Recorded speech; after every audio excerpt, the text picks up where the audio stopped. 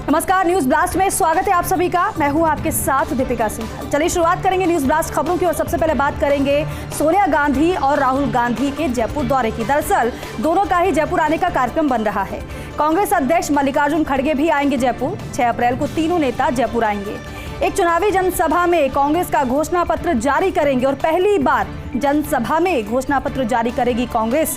पहली मर्तबा ऐसा हो रहा है जब कांग्रेस जनसभा के दौरान घोषणा पत्र जारी करने वाली है। इससे पहले आपको याद होगा कांग्रेस पार्टी की तरफ से अक्सर प्रेस कॉन्फ्रेंस के दौरान ही घोषणा पत्र जारी होते रहे, लेकिन इस बार कुछ नया पार्टी की तरफ से किया जा रहा है। एक बड़ा ये कार्यक्रम रहने वाला है। सोनिया गांधी और राहुल गांधी जयपुर आएंगे।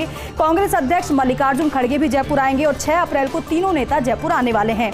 एक चुनावी जनसभा है जिसकी तैयारियां शुरू हो चुकी हैं। कांग्रेस की तरफ से चुनावी जनसभा को संबोधित तो किया ही जाएगा, लेकिन साथ ही साथ कांग्रेस अपना घोषणा पत्र भी इसी चुनावी जनसभा के दौरान जारी करने वाली है। और पहली बार ऐसा होगा जब जनसभा में कांग्रेस अपना घोषणा पत्र जारी करेगी।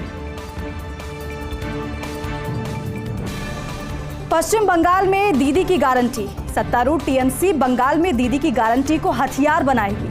अप्रैल के पहले हफ्ते से टीएमसी इसकी शुरुआत करेगी। 2 दर्जन योजनाओं की कामयाबी पेश करेगी दीदी की गारंटी के नाम से। ममता सरकार के एक मंत्री ने इसकी पुष्टि भी कर दी है। अब आप इसे देखिए, एक तरफ दीदी की गारंटी तो दूसरी तरफ मोदी की गारंटी। तो गारंटी वर्सेस गारंटी पश्चिम बंगाल में चुनाव आप देखने वाले हैं।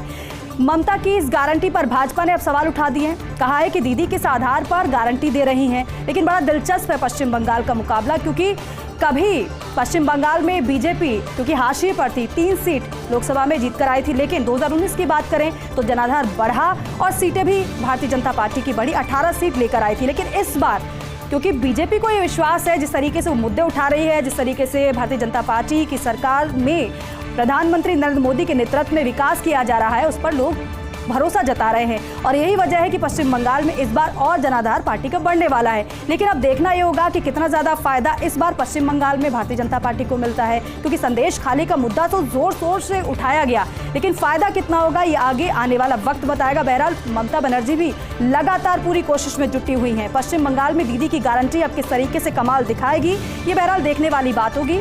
सत्तारूढ़ टीएमसी बंगाल में दीदी की गारंटी को हथियार बनाने जा रही है।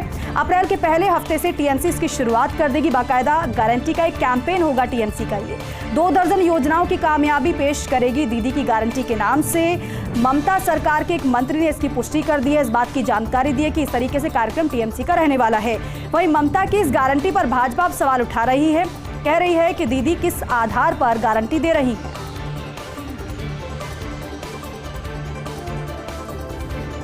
पनीर सेल्वम को चुनौती देंगे 5 पनीर सेल्वम।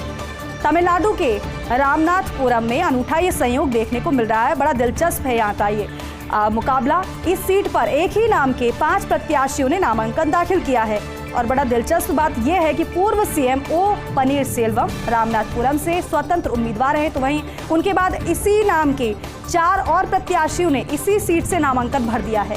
पनीर सेल्वम जो चुनाव चिन्ह मांग रहे, उनको लेकर भी खींचतान जारी है। 2 अन्य प्रत्याशियों ने भी इस तरह के सिंबल मांगे हैं। तो एक ही सीट पर 5 प्रत्याशी हैं और दिलचस्प यह है कि पनीर सेल्वम ही 5 का नाम है। एक तरफ तमिलनाडु के रामनाथपुरम में अनूठा ये संयोग देखने को मिल रहा है। इस सीट पर एक ही नाम के 5 प्रत्याशियों ने नामांकन दाखिल किया है। पूर्व सीएम ओ पनीर सेल्वम रामनाथपुरम से स्वतंत्र उम्मीदवार हैं, तो वहीं उनके बाद इसी नाम के 4 और प्रत्याशियों ने इसी सीट से नामांकन दाखिल किया है। पनीर सेल्वम जो चुनाव चिन्ह मांग रहे, उसको लेकर भी खींचतान जारी है। 2 अन्य प्रत्याशियों ने भी इसी तरह के सिंबल की मांग की है।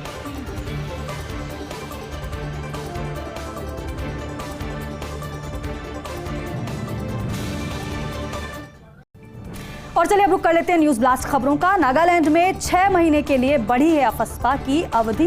दरअसल 8 जिलों में केंद्र सरकार ने अगले 6 महीने के लिए इस कानून को बढ़ाया है।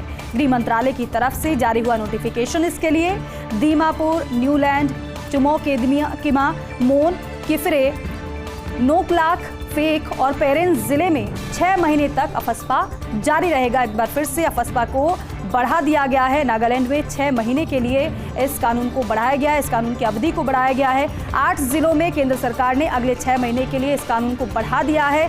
गृह मंत्रालय ने इसके लिए नोटिफिकेशन भी जारी कर दिया है। कहां-कहां पर अफस्पा कानून को बढ़ाया गया, इसकी अवधि को बढ़ाया गया है। दीमापुर है, न्यूलैंड है, चुमोक एदिमा है, मोन है, किफरे है, नोकलाक है, फेक है और पेरेन जिले में 6 महीने के लिए अफस्पा जारी रहने वाला है।